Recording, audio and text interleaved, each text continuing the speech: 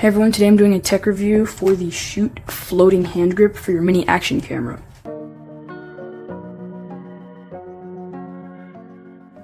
So what exactly is this? This big yellow thing right here is a handle or hand grip for your action camera, and it floats. And note that I said for your action camera, because although it's marketed toward GoPros, as long as your camera or protective casing has this type of attachment right here, or like this one on the protective casing, it's compatible with your camera, even if it's not a GoPro.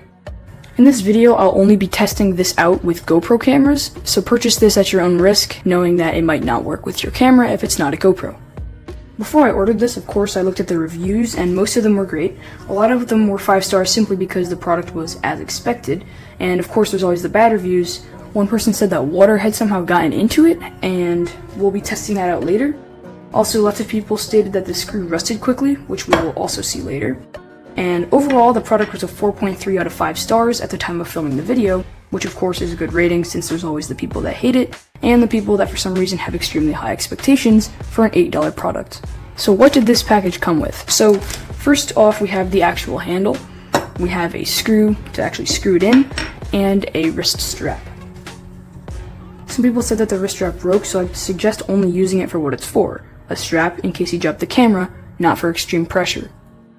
To put the GoPro on the floating hand grip, make sure you either have the clips pulled out, or if you don't, put it in the protective casing, and just slide it in here, like this, and then simply screw it in, like that. Luckily, by looking at the photos on Amazon, I did figure out how to attach the wrist strap, and I looked at some other reviews of similar products like this, and some people tried to tie a knot by slipping the cord in through here and then tying a knot in there, but the way that it said in the pictures was actually to put the loop through here, like that, and then attach your camera, like this. And there you have your wrist strap, like this. Okay, so with the GoPro attached, you will notice the quality of the product. It's not necessarily bad quality, but buying an official float from GoPro's website will definitely feel more premium. A question many will have is, what's the difference between cheap, unofficial floating accessories like this one, and the official GoPro accessories that are over 2 times the cost? Which one should you buy? The answer is, it depends. The unofficial accessories tend to cost less, usually resulting in less product quality. But in my opinion, for most accessories, if it does what it's supposed to do, it's a good product. As long as the stick floats and attaches to the GoPro, it's good enough for me. At least for my use cases, which are swimming in the pool and going in the ocean.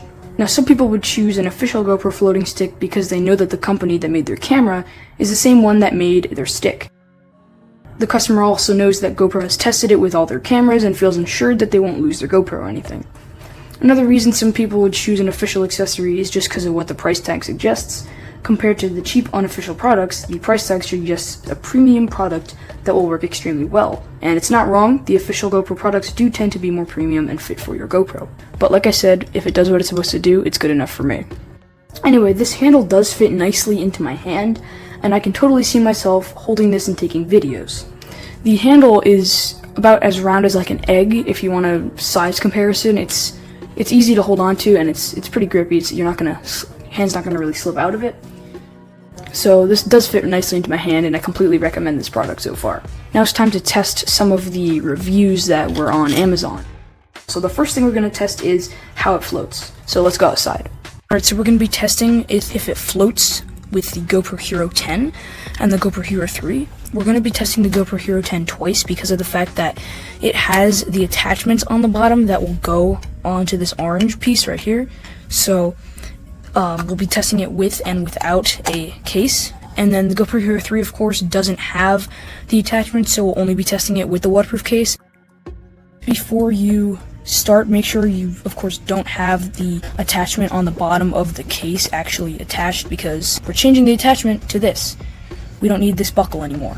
Alright, so first up, we'll be testing the GoPro Hero 3, which is noticeably smaller and lighter than the GoPro Hero 10, so that's why we're doing them both for comparison. So here's the GoPro Hero 3 on the stick, and let's drop this thing in the water and see how it floats.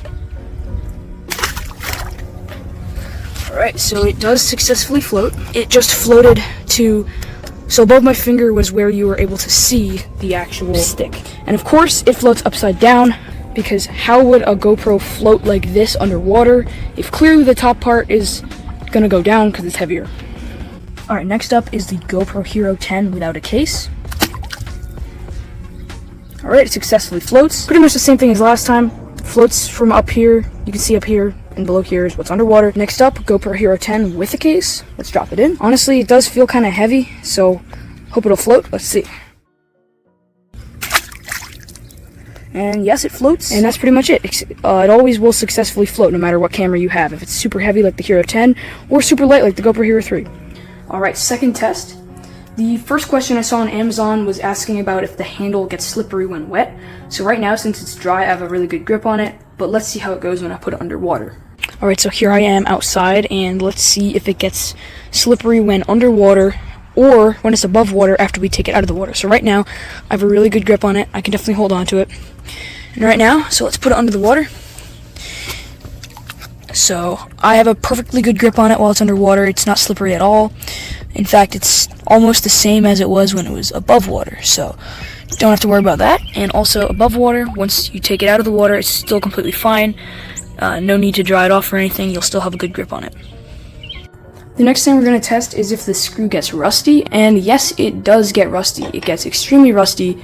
And a lot of the time when you go in the water, the rust actually sometimes comes off in the water, and if you rub it against something soft like a towel or something, most of the rust comes off. And someone did say that the rust actually got in, when they screwed it in here, they actually said that it rusted to this metal part, and I can see that happening. It didn't happen for me though, but they must have had it underwater for a really long time without unscrewing it. I suggest when you get this, first of all, make sure you keep replacing this if you don't want it to be rusty or it just becomes unusable. But anyway, when you get this, make sure you unscrew it a lot when you're not using it, because it might rust to the inside of there. And someone even said that it stained the coloring of their case, which I don't really see why they care about that very much, but it did stain mine a little bit, but I don't really care. So yeah, so this does get very rusty. I used it for an entire vacation to the beach. I went in the ocean and in the pool, and yeah, so this is the result. Other test was just about if the water got into it, and no water got into it in any way. I don't know how it would. On my entire vacation, not a single droplet got into here, so you don't have to worry about that. So yeah, that's pretty much it for today's review. I really like this. I enjoyed using it, and it's pretty good, except for, the rust. You can see a bit of that in there. It's also in there in the metal part. You can't really see it in the video though, but this is really, really, really good. Although it may not be the best quality, it actually is better quality than I expected when I saw the pictures on Amazon. It's pretty sturdy, and it's a very nice product, so I completely recommend this if you want a floating stick for your GoPro but don't really need the handler or another official floating accessory like that. So that's it for today's tutorial. If you enjoyed this, please give it a like and comment on anything you liked, and I'll see you next time.